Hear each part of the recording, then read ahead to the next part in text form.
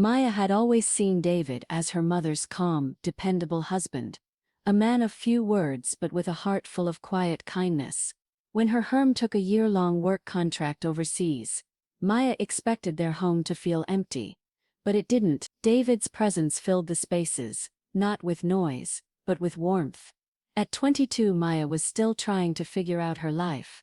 College was over, yet she felt adrift. Her part-time job at a bookstore barely covered her expenses, and her recent breakup left her emotionally drained. One evening she sat in the living room, her head buried in her hands. "You okay?" David's voice was gentle but firm. He stood in the doorway, holding a cup of tea in each hand. Maya forced a smile. "Just tired." David sat beside her, placing one mug on the coffee table. "You've seemed off lately," he said quietly. "If you ever need to talk." The kindness in his tone broke through her walls. "I just feel stuck," she admitted. "Like I'm walking in circles and can't figure out where I'm supposed to be." David nodded thoughtfully. "I've been there. When I was your age, I quit my job because I thought I wanted something different. Turns out I was just scared of failing where I was." Maya blinked. "I didn't know that." He gave a faint smile. "Your mom's always been a talker." Over the next few weeks, David's quiet support became something Maya relied on. They often shared late dinners, laughed over random memories, or chatted about books they both loved. His insight surprised her. He understood her fears without judgment, offering advice without pressure. One chilly evening, Maya stood in the kitchen, staring blankly at the nearly empty fridge. "Pizza?" David asked, appearing beside her. "Sounds perfect." As they waited for the delivery, Maya sat on the couch while David tuned the TV to a classic movie channel. The storm outside rumbled low and the power flickered briefly. When it steadied, Maya let out a relieved laugh. "Close one." David chuckled. "Yeah, maybe I should light some candles. Just in case." She joked. "You're always prepared." "That's one of the things I admire about you," he replied with a smile. His words lingered in the air longer than expected. Maya felt her heart skip slightly. She brushed it off, but later that night, as she lay in bed, her thoughts kept circling back to that moment. There was something about David, his calmness, the way he listened, that comforted her in ways she hadn't realized before. In the days that followed, those feelings grew. She found herself noticing small things, the way his eyes crinkled when he smiled, how he remembered her favorite snacks, the way he always checked her car tires before she left for work. Confused and unsettled, Maya tried to push those feelings aside. But the more she resisted, the more her heart clung to those moments, the quiet, unspoken exchanges that left her feeling safe, seen and cared for. One evening, while they were sorting laundry together, Maya caught herself stealing glances at David. She noticed how his sleeves were rolled up and how carefully he folded her clothes as if it mattered. "Hey," David said suddenly, breaking her thoughts. "You've been quiet tonight." Maya hesitated, her heart racing. "I'm just thinking about life." David nodded slowly, sensing there was more. "If you ever need to talk," he said softly, "I'm here." His words stayed with her long after she went to bed that night. Maya knew what she was feeling wasn't simple, and it wasn't something she could easily ignore. What scared her most was that deep down, she didn't want to ignore it. Each moment spent with David seemed to linger longer than it should. She found herself seeking him out, lingering in the kitchen a little longer if he was there, asking questions she didn't really need answers to just to keep the conversation going. David, in his usual calm way, never seemed to notice, or maybe he did, but was careful not to show it. He remained steady, thoughtful, and kind, always knowing when to speak, and when to simply listen. One evening, Maya walked into the living room to find David asleep on the couch.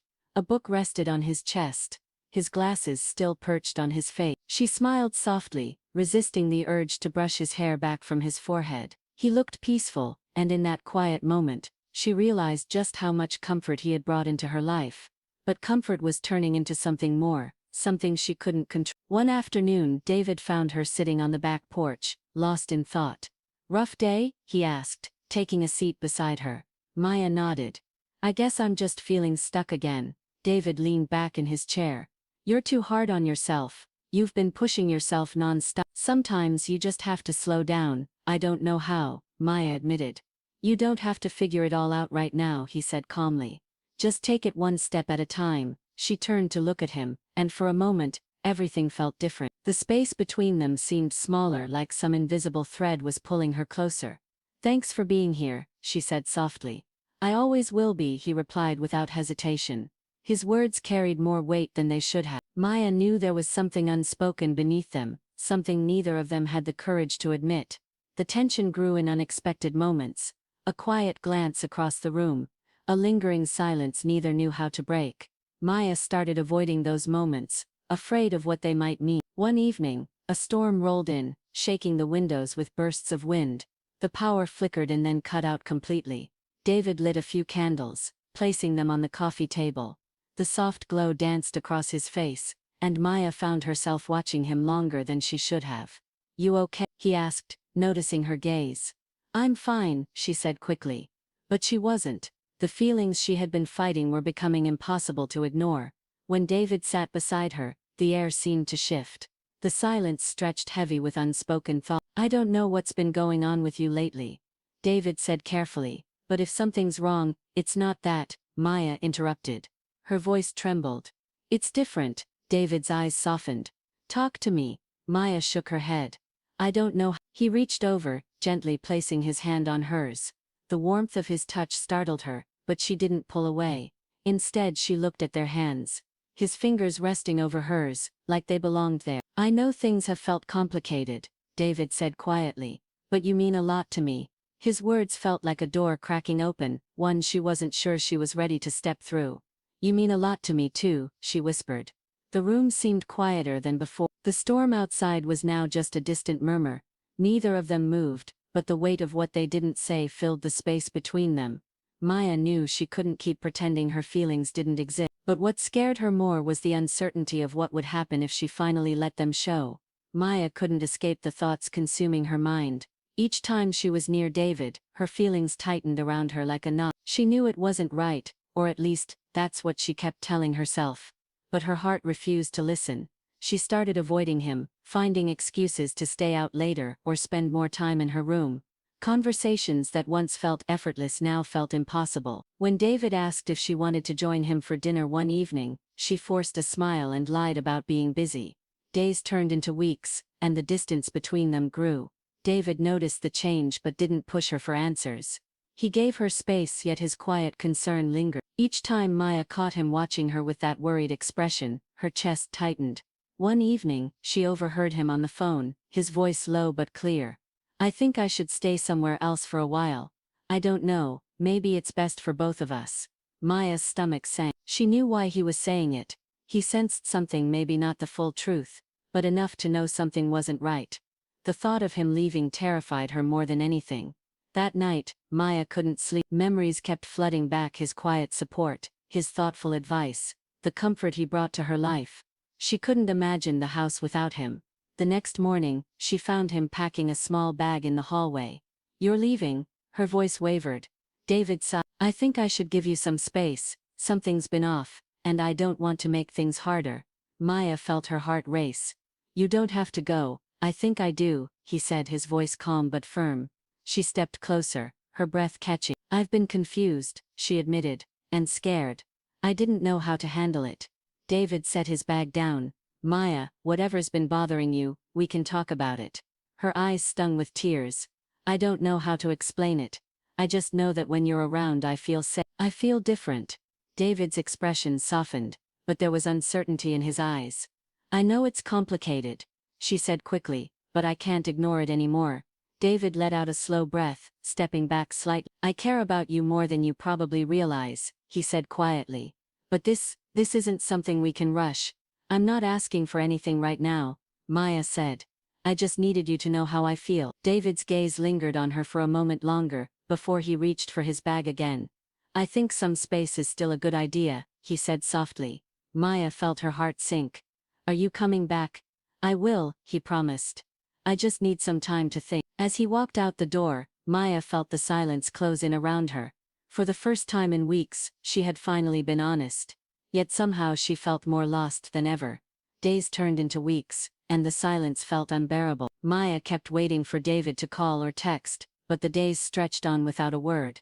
She kept herself busy at work, Yet her mind kept drifting back to him, wondering where he was, what he was thinking, and if he regretted walking away. One evening, while sorting through a box of old books, Maya found one of David's worn-out bookmarks tucked between the pages.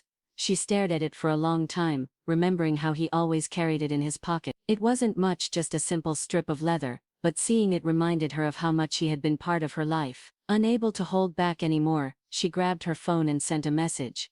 "I miss you, please come home." Minutes passed with no reply. Hours turned into the next morning, and still nothing. Maya convinced herself it was over, that she had ruined everything by speaking her heart. But that evening, just as she was preparing for another quiet night alone, there was a knock at the door.